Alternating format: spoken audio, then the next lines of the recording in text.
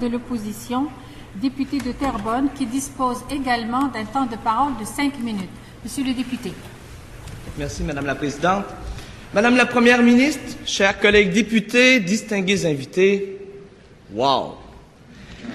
Madame la Présidente, que peut-on dire de plus?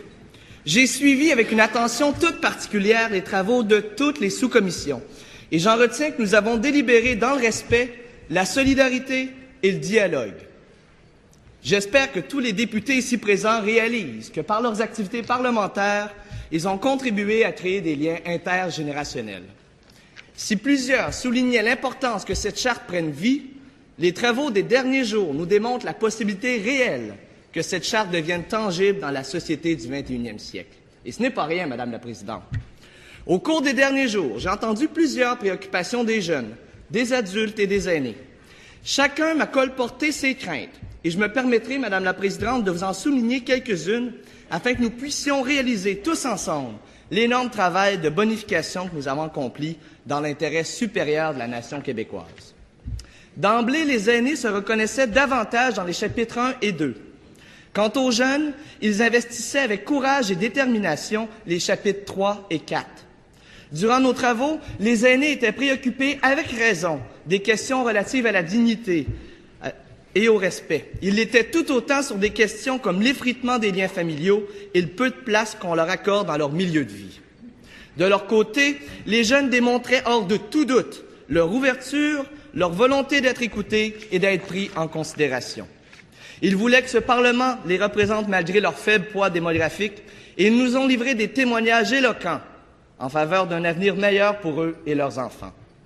Ce faisant, j'espère que leur présence aura atténué les préjugés tenaces à l'égard du fait que les jeunes n'ont pas de solution novatrice à proposer ou encore qu'ils n'ont pas les moyens de leurs ambitions.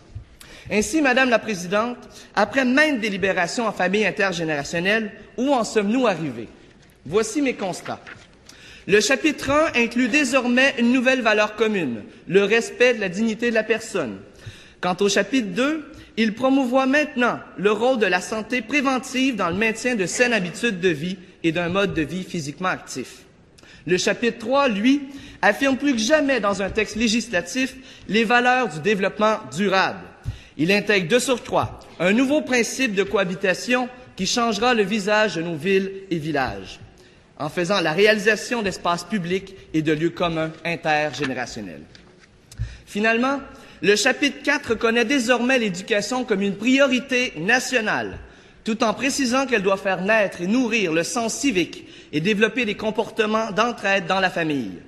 Il précise aussi des rôles attendus du gouvernement, des jeunes, des adultes et des aînés en regard de l'emploi et de l'éducation. Et tout ceci s'articule autour d'actions concrètes. C'est peu dire. Et tout ceci s'articule donc autour d'actions concrètes en faveur du développement durable et de l'équité intergénérationnelle.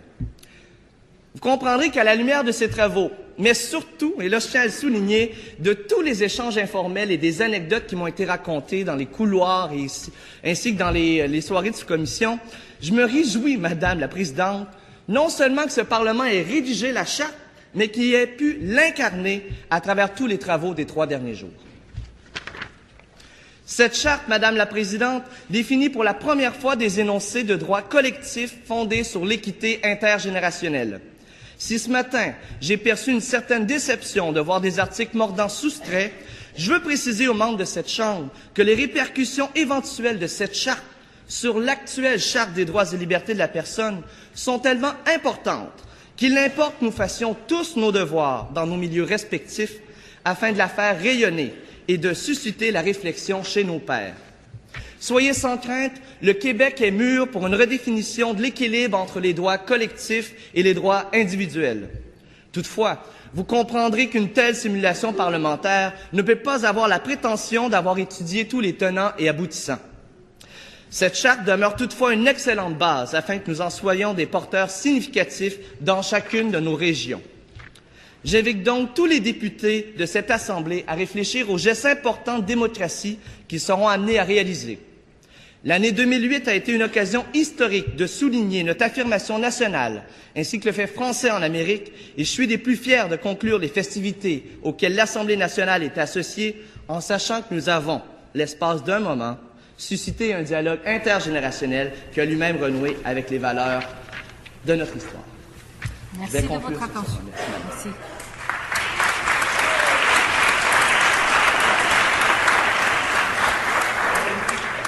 Merci, Monsieur le chef de l'opposition.